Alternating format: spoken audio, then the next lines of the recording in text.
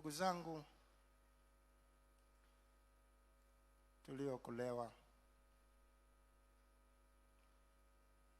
na hata wale ambao hawajapata neema ya wokovu, hatuna budi kufahamu kwamba viwango vya kuingia mbinguni viko juu sana.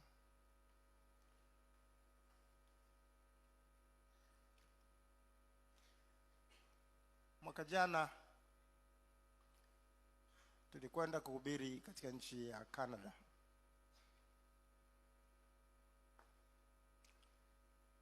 Canada ni nchi ambayo ni ngumu sana kupata visa au kibali cha kuingia nchini mwao. Tulihitaji kwenda na watendakazi kadha wa kadha hapa ambao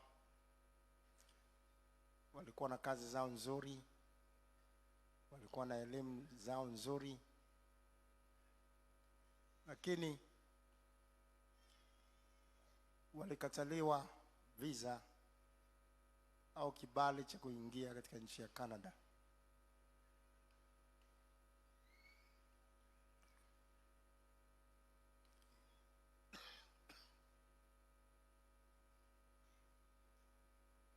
Marekani ni nchi nyingine ambayo kupata visa au kibali cha kuingia si jambo rahisi. Unaweza kujaza form, lakini utakataliwa mara 3, mara 4, mara 5 na unaweza kukata tamaa. Lakini Canada ni zaidi sana. Miaka ya zamani hata Mandela alikataliwa kuingia katika nchi ya Canada.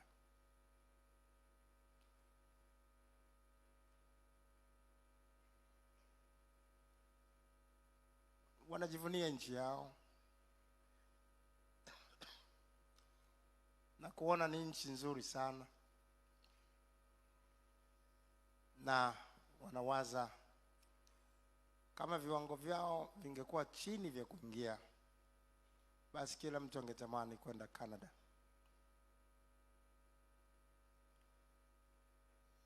Sasa kadiri nchi inavyokuwa maskini,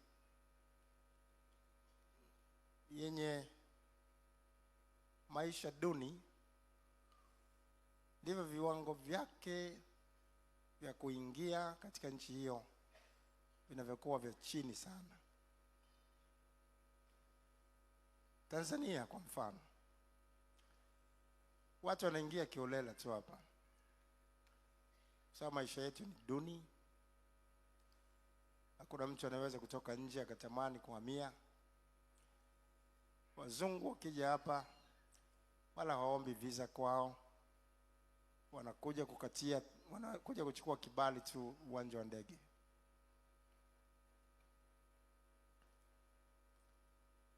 Siko nchi nyingine hapa Afrika ambazo kupata visa ya kuingia ni ngumu sana pia. Miongoni mwa nchi hizo ni Angola.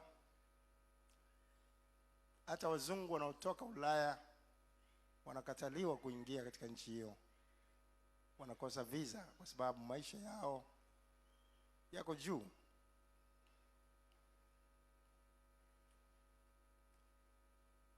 Ni nchi iliyojengeka kikamilifu.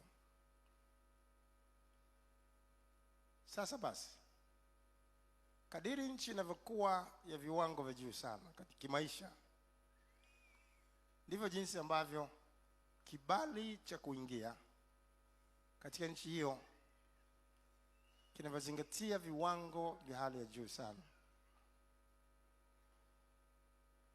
Sasa Canada, Marekani, Uingereza, Angola na kadhalika, si chochote ukilinganisha na mbinguni. tunakotaka kuingia. Kama tunavyoona tu, kuna visa au kibali cha kuingia katika nchi zilizoko duniani kwa viwango fulani fulani.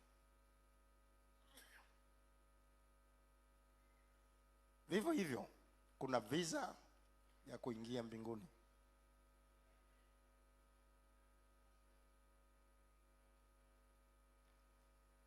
Visa ya kuingia mbinguni ni ngumu sana kuipata. Ni afadhali Canada mara milioni 10.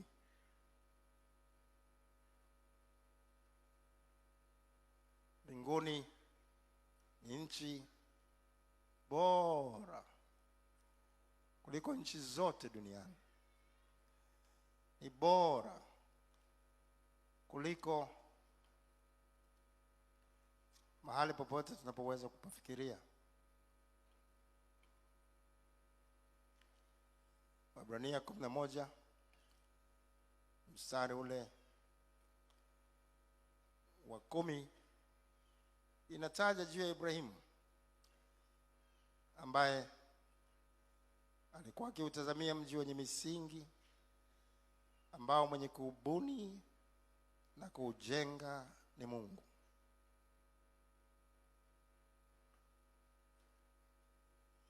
Na mstari ule wa 16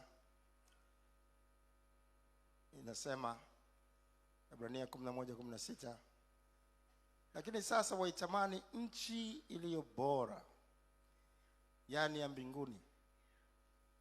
Kwa hiyo Mungu haoni haya kuitwa Mungu wao, maana amewatengenezea mji.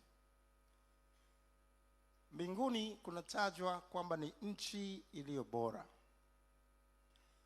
Ni mji ambao mwenye kuubuni na kuutengeneza ni Mungu mwenyewe. Jaribu kuwaza, huyu mbunifu wa mji au nchi inayoitwa mbinguni, huyu ni mbunifu wa namna gani?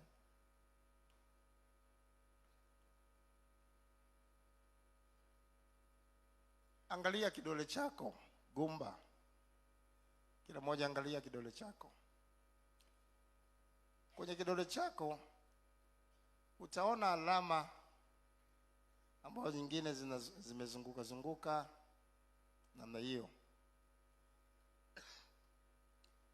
Na wakati mwingine mtu huwa anaambiwa atie saini ya kidole gumba. Lengo ni hivyo vistari unavyoviona kwenye kidole viwekwe kwenye karatasi. Hivyo vistari vilivyoko kwenye kidole chako ni unique, ni vya kwako mwenyewe. Hakuna mtu yeyote duniani aliyewahi kuzaliwa tangu wakati wa Adamu na Hawa aliyewahi kuwa na alama za vistari zinazofanana na wewe. Mpaka leo kuna watu zaidi kidogo ya bilioni 7 duniani. Katikati ya wote hawa hakuna hata mtu mmoja anayefanana vistari hivyo na mwingine. Hebu jaribu kuwaza ubunifu huo. Ni watu wangapi wamewahi kuishi duniani? Kama saa hizi walioko sasa hivi ni 7 milioni. 7 milioni, yani bilioni 7. Sasa waliokufa ni wangapi? Na jumla yao walioishi ni wangapi? Lakini hakuna anayefanana kwenye alama za vidole, ambao tunasema fingerprint, na mwingine. Hata watoto wakizaliwa mapacha wa kufanana namna gani, alama hizi zinakuwa tofauti. Sio tu kidole, lakini ulimi. Kwenye ulimi wako, kila ulimi vile vile kunakuwa na alama. Kuna vistari, kuna alama fulani katika ulimi, na kila mmoja kwenye ulimi wake ana alama tofauti na mwingine, Hakuna anayefanana na mwingine. Huyo ndio Mungu anayetajwa. Ameubuni mji, ameibuni nchi hii, ameyabuni majengo yake.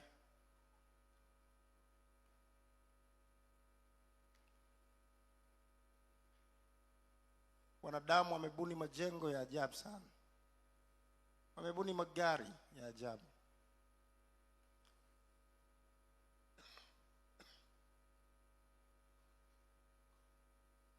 Ziko hoteli ambazo ziko chini ya maji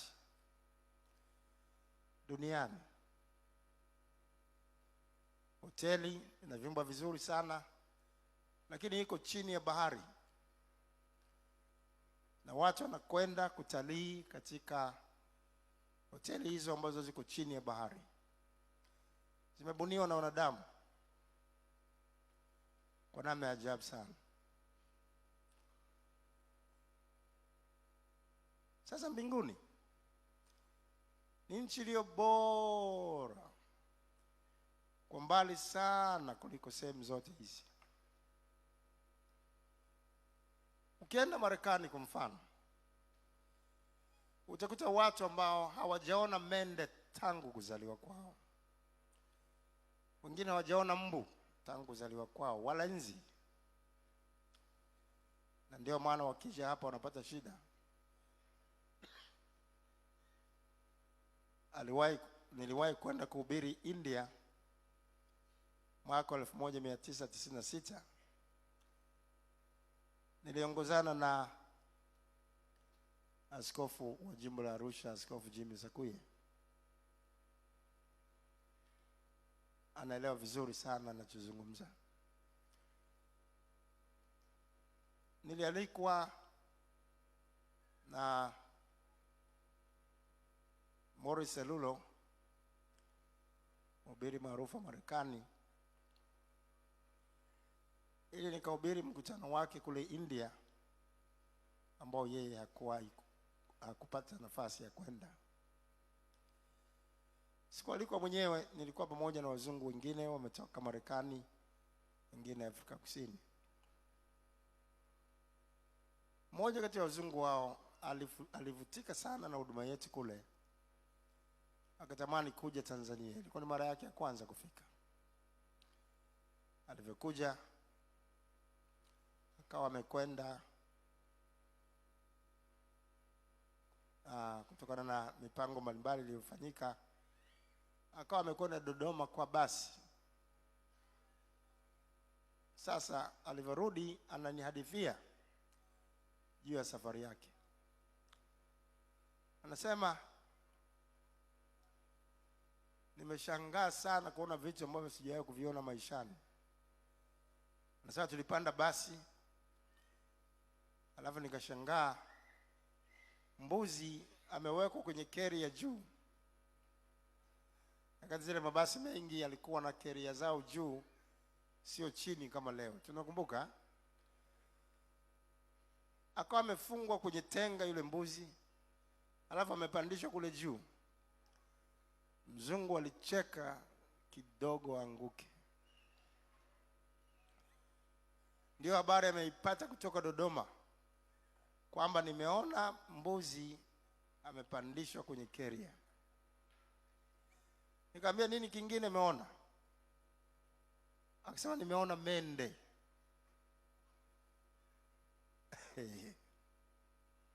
Umeona mende? Nilikuwa namsoma tu kwenye vitabu, sijawahi kumuona. Nimemuonea huko njiani. Anashangaa mende wakati sisi tunapishana nao katika mboga. Unakula mboga zikilala kwenye kabati, na mende naye anakula pamoja na wewe. Na wala hakuna mtu anayemwaga mboga kwa kusikia mende alipitia hapa. Lakini ndugu yangu yeye kinachomshangaza njia nzima eti ameona mende. Ni nchi bora zile ambazo kuona hata inzi hata mbu ni kazi. Wanajivunia nchi hizo kwa ubora wake, kiasi kwamba ukitoka sehemu hizi zenye inzi na mende, wanawaza watawapelekea mende kwao.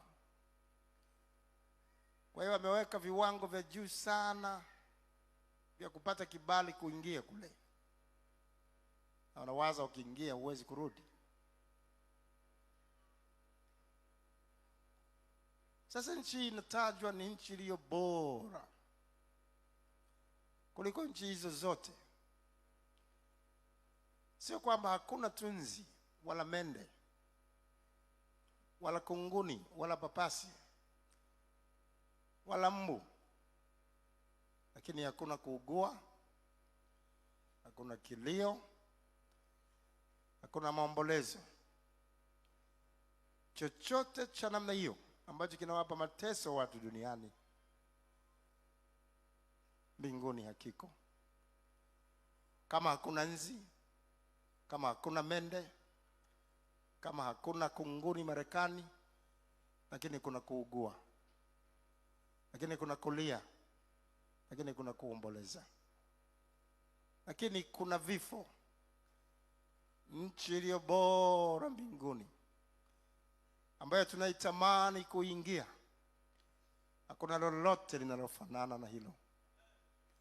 Biblia inasema katika Ufunuo wa Yohana sura ile ya 21 mstari ule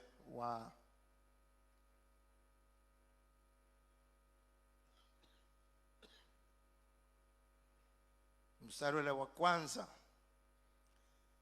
mpaka mstari ule wa 4.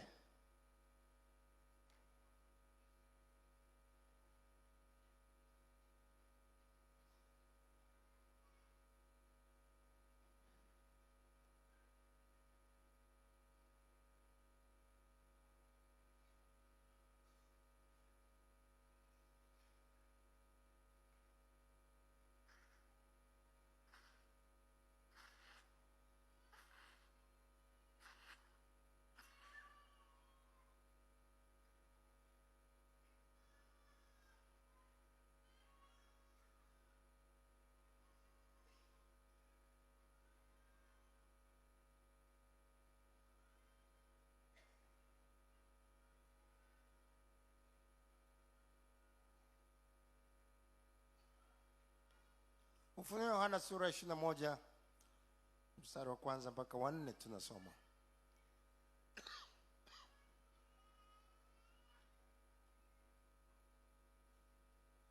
Kisha nikaona mbingu mpya na nchi mpya, kwa maana mbingu za kwanza na nchi ya kwanza zimekwisha kupita, wala hapana bahari tena. Nami nikaona mji ule mtakatifu Yerusalemu mpya ukishuka kutoka mbinguni kwa Mungu, umewekwa tayari kama bibi harusi aliyekwisha kupambwa kwa mumewe. Nikasikia sauti kubwa kutoka katika kiti cha enzi kisema, tazama, maskani ya Mungu ni pamoja na wanadamu, naye atafanya maskani yake pamoja nao, nao watakuwa watu wake, naye Mungu mwenyewe atakuwa pamoja nao. Naye atafuta kila chozi katika macho yao, wala mauti haitakuwapo tena, wala maombolezo, wala kilio, wala maumivu yatakuwapo tena, kwa kuwa mambo ya kwanza yamekwisha kupita. Sasa ukisoma mistari inayofuata, inatajwa juu ya majengo marefu sana yaliyoko mbinguni. Mstari wa 16, na ule mji ni wa mraba, na marefu yake sawasawa na mapana yake. Akaupima mji kwa ule mwanzi, ulikuwa kama maili 1,500 marefu yake na mapana yake, na kwenda juu kwake sawasawa. Yaani majengo yake ndio huko kwenda juu kwake. Majengo yana urefu wa maili 1,500 Kutoka Dar es Salaam mpaka Kigoma kwa reli ni umbali karibu maili 800, chini kidogo ya maili 800. Kwa maili 1500 zinazozungumzwa hapa ni sawasawa na mara 2 ya kutoka Dar es Salaam mpaka Kigoma. Ndio urefu wa majengo ya mbinguni. Uliwahi kuona orofa za namna hiyo hapa? Hebu jaribu kuwaza. Kusikia jengo refu sana hapa duniani ni orofa 200 na kitu. Na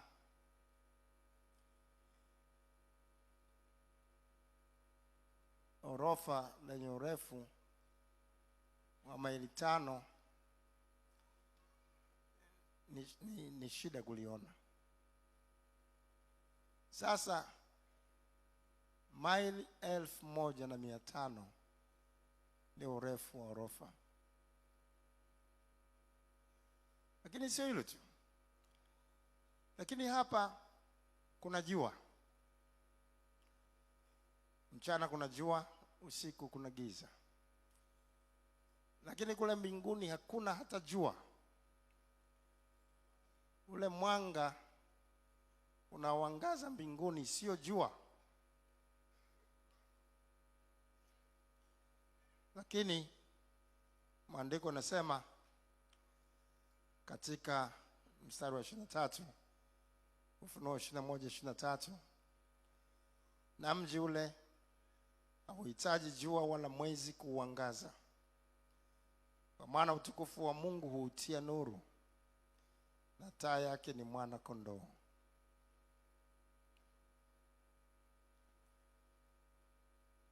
Hakuna jua, hakuna mwezi, lakini utukufu wa Mungu ndio unautia nuru. Na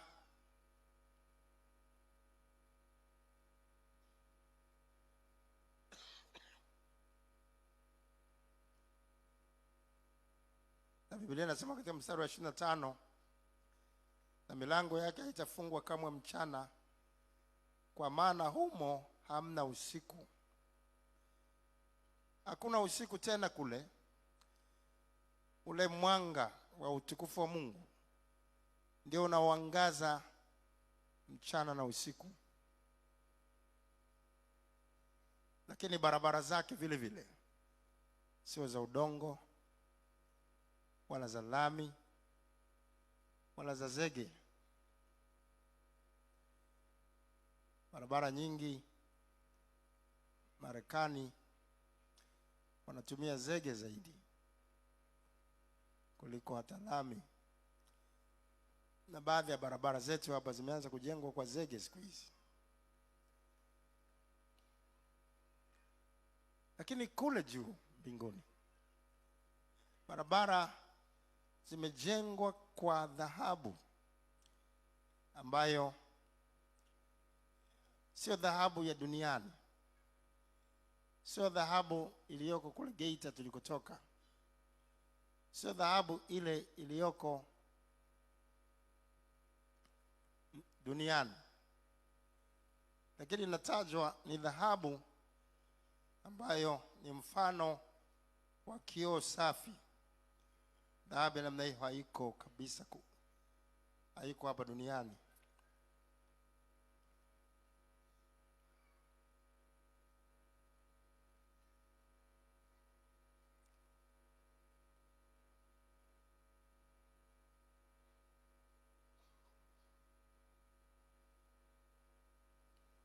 Biblia inasema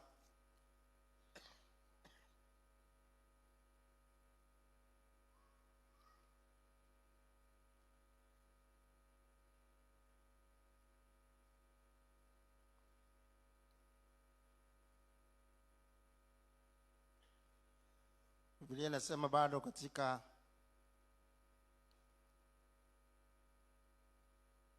Ufunuo hii sura ya 21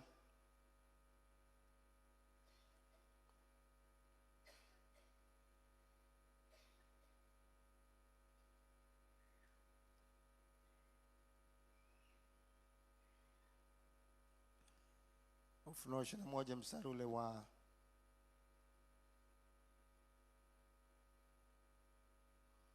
wa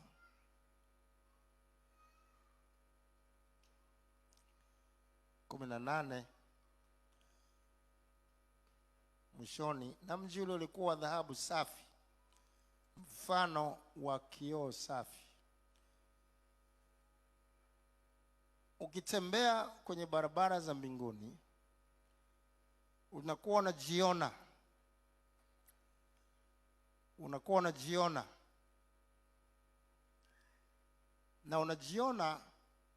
na utakuwa unakumbuka ile sura yako ya duniani.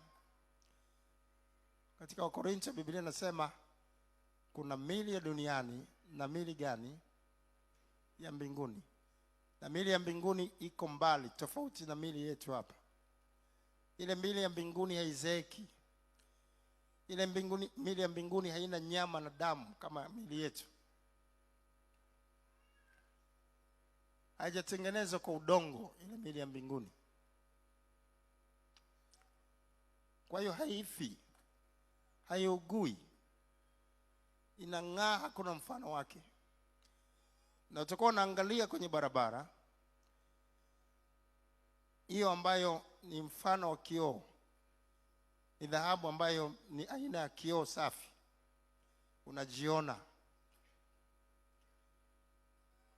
utakumbuka mateso, utakumbuka maumivu, utakumbuka dharau, utakumbuka kubezwa, ulivyobezwa hapa duniani.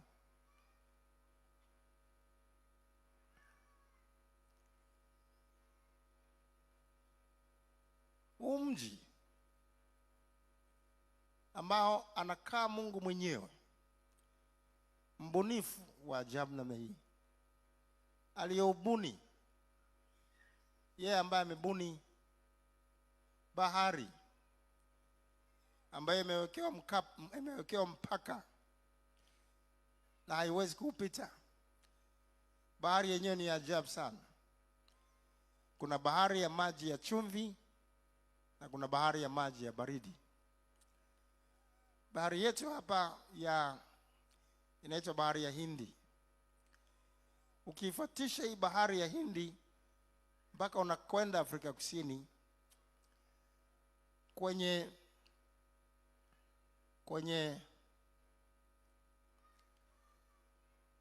ncha ya kusini ya Afrika Kusini, utaona watalii wanakwenda sana pale. Pale ni mahali ambapo bahari mbili zinakutana.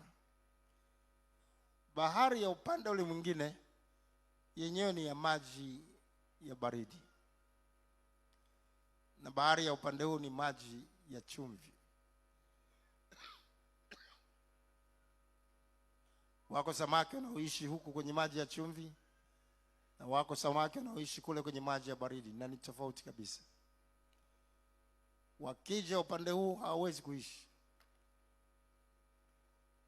Yanakutana pale maji ya chumvi na maji ya baridi, na wala hayachanganyiki na kusema hii bahari ya maji baridi nayo siku moja inakuwa ya chumvi. Mungu ameumba mambo mengi ya kushangaza sana. Ziko chemichemi zinazotoa maji ya moto duniani. Kuna chemichemi ya namna hiyo kule Zambia, ambayo maji yake ni moto kiasi kwamba ukiyachota unaweka majani ya chai tu, moja kwa moja unakunywa chai. Lakini ni chemichemi ya maji. Kuna vitu vingi vya namna hiyo vya ajabu sana duniani. Na mbunifu wa yote haya ndiye ameubuni mji wa ajabu wa viwango vya juu sana, wa maisha ya juu sana, unaoitwa paradiso. Neno paradiso kwa lugha ya asili manake ni mahali penye raha isiyo na kifani, raha isiyoweza kufananishwa na raha yoyote duniani, ndio panaitwa paradiso. Huku ndio tunatamani kwenda. Na ndugu zangu, tusifikiri wanaoingia huko wanaingia kiolela hata kidogo. Amesema kinyonge hakitaingia. Kama Canada ni ngumu sana kupata kibali cha kuingia. Kama Marekani, nchi ambazo zina vilio, nchi ambazo bado zina magonjwa na mateso yasiyoponyeka, ni ngumu sana kuingia. Sembuse mbinguni. Asikudanganye mtu ambaye atasali kwenye makanisa ambayo anasema sisi kwetu mchungaji wetu anaruhusu kila kitu. Vaa chochote, sema lolote, sisi tuko huru, hakuna kifungo, hakuna kongwa, hakuna atakayeshughulika na wewe. Mchungaji huyo ndiyo ameruhusu, lakini Mungu hajaruhusu.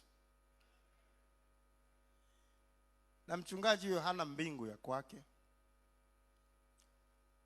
Huyo ni mtafutaji tu wa pesa kama mtafutaji mwingine ambaye ameweka viwango vyake vya kuingia kanisa lake ambavyo sio viwango vya kuingia mbinguni.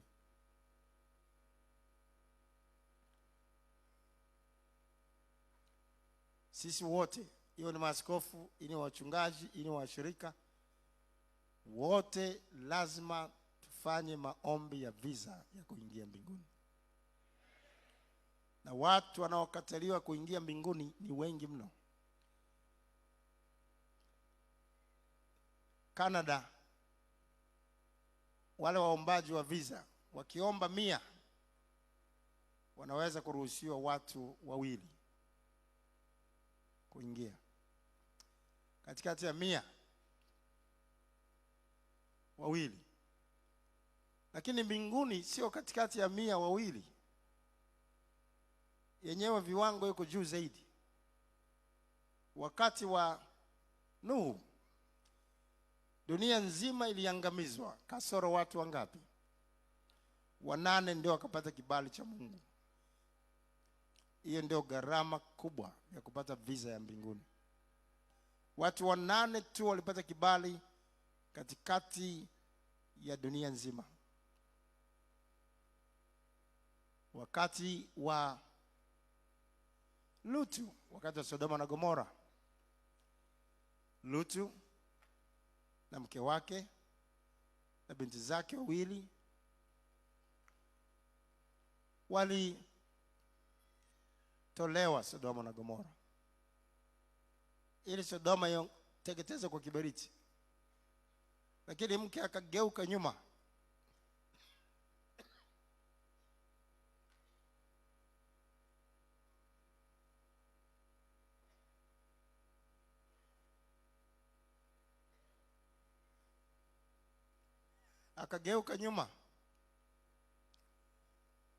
na akawa nguzo ya chumvi.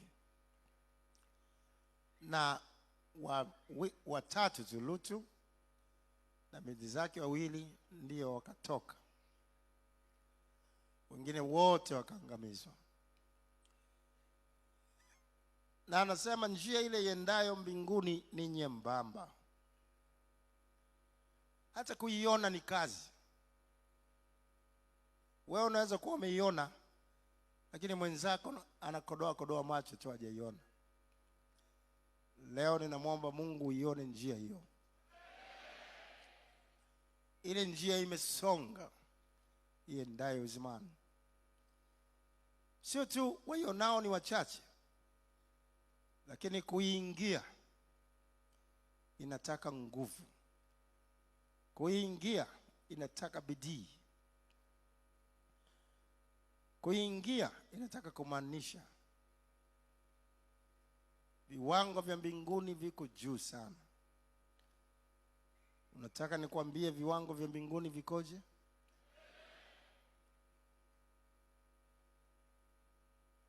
Waraka wa kwanza Petro sura ya kwanza mstari wa 15 mpaka 16. Hivyo ndio viwango vya mbinguni.